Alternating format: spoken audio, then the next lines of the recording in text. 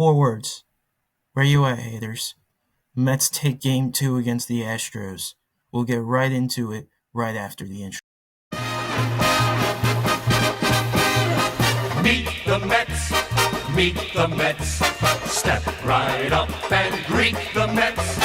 Bring your kiddies, bring your wife. Guaranteed to have the time of your life, because the Mets are really socking the ball, knocking those home runs over the wall. East side, west side, everybody's coming down to meet the METS Mets of New York town. As said in the intro, the Mets take game 2 from the Astros by a score of 3-1. Welcome into the Bleed Orange and Blue podcast. My name is TJ Labby, and this is the post-game review. Now, going into this game last night, I was a little skeptical, I guess, because Tyler McGill coming in to pitch. Tyler McGill hasn't really been the best starter we've had as of late, but he more than showed out last night. He was fantastic on the mound. He did a fantastic job, and the bullpen was able to shut it down. So I was very pleased with the pitching aspect of things.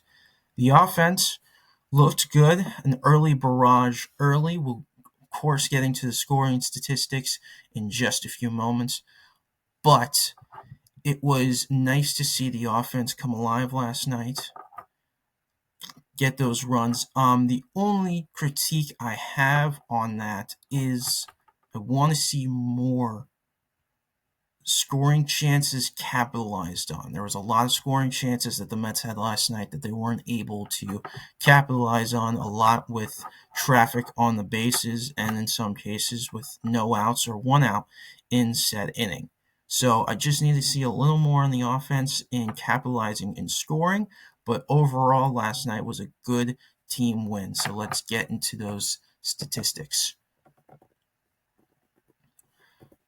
First, the pitching lines. Tyler McGill, of course, getting the win. 5 innings, pitched 3 hits, 1 run, and it was earned. It was a sacrifice fly, a walk, 6 Ks. Very nicely done by Miguel last night. Glad to see. Hopefully, can see more of it after the March-April months as we continue on in the season. Reed Garrett came out for an inning.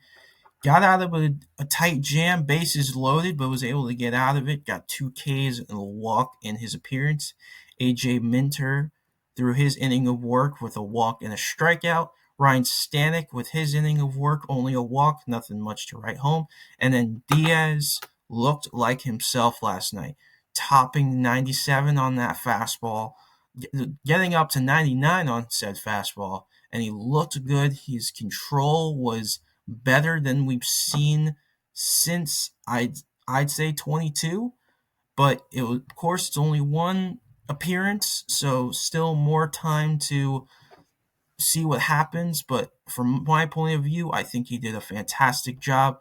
Through his 1 inning of work, he got a strikeout and was able to get the save. The hitting lines for the Mets: Lindor went 0 for 3 with a strikeout. Still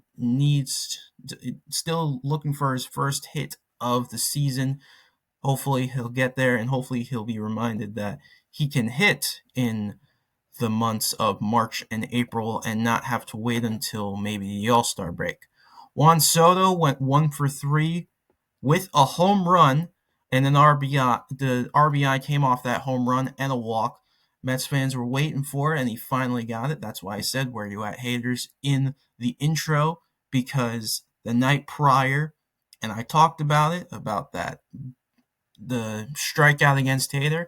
Well, he came back and was like, how about this, and hit a home run off the second deck in Houston. Pete Alonso went 0 for 3 with a walk and a strikeout. He'll get it going eventually as well. Nimmo 1 for 4 with a strikeout, also a run scored. Vientos 1 for 4 with an RBI. He got an RBI double back in the second with a run scored as well and a strikeout. or no strikeouts for Vientos, excuse me. Winker, 1 for 3 with an RBI and a walk and a strikeout. He followed up Vientos with an RBI single in the same inning. Tyrone Taylor, 0 for 4 with 2 strikeouts, and some of the strikeouts were to be very much missed because they were awful. Beatty, getting his first start second base, went 0 for 2 with a strikeout. Still time, only the first 2 games of the season, so hopefully he can get it going soon. Acuna, pinch hitting, went 0 for 1 with a K, and then Torrent in the 9-hole, 1 for 3 with a strikeout. So the only thing I really have to, critique about this, Lindor, hopefully he gets it going. Alonso, hopefully he gets it going. But still, it's early. So when you're looking at these averages, look at them with a grain of salt. Lindor doesn't have an average yet. Alonso with a 200. Nimmo with a 250. Vientos 143. Winker 250. Taylor 125. Beatty with nothing. Acuna with nothing. Torrens somehow has the best average on the team with a 400. So it is what it is. And then the scoring plays.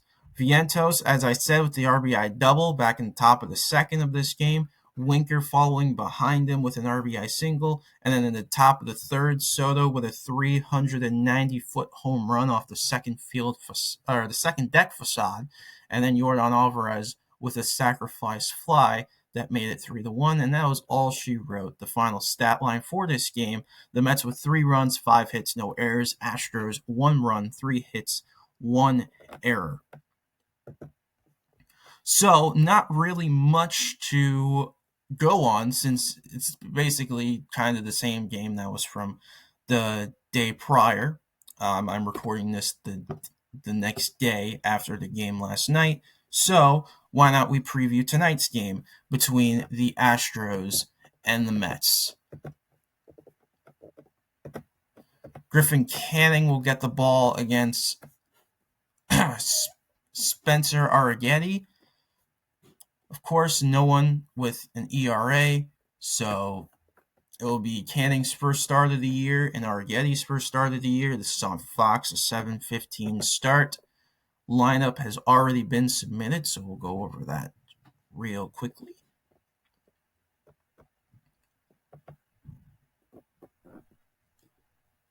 In the leadoff spot is Lindor. It's basically going to be the same lineup, except maybe some switches in the bottom of the order.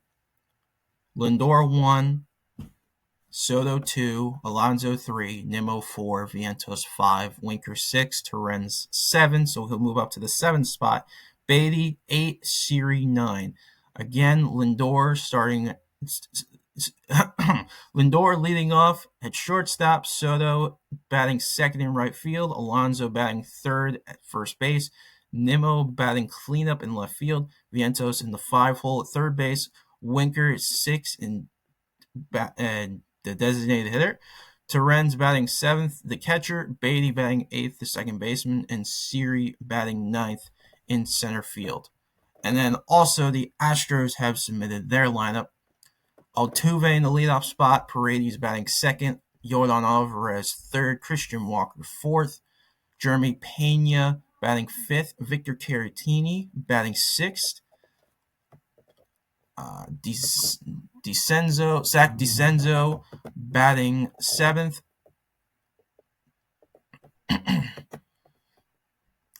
Mauricio Dubon batting 8th, and Chas McCormick batting 9th. So, again, this game is on Fox tonight. And what do I want out of this game tonight? I want to see Griffin Canning hopefully look good. He had a decent spring. Went 1-1. He had 9 strikeouts in the game, so that's good and something to be seen. So hopefully he can shed off the past skin of being with the Angels and hopefully get it done with the Mets tonight. Again, with the offense, I just want to see more out of this offense, capitalize on runners in scoring position. They left 6 men on base last night in the game against Houston. It could have been in my opinion, it should not have been 3-1. It probably should have been 6-1 or 5-1, or at least 4-1, because I think they should have at least gotten one more in that game last night. But hopefully that is to be seen in tonight's game, and hopefully they can do more tonight against the Astros as they look for the series win. They're off on Sunday, and then they head over to Miami on Monday. But as for now, this has been the Bleed Orange and Blue podcast. This has been game 2 of game 2 of 162, the postgame show. Thank you all for listening, and as for this podcast, you can put it in the books.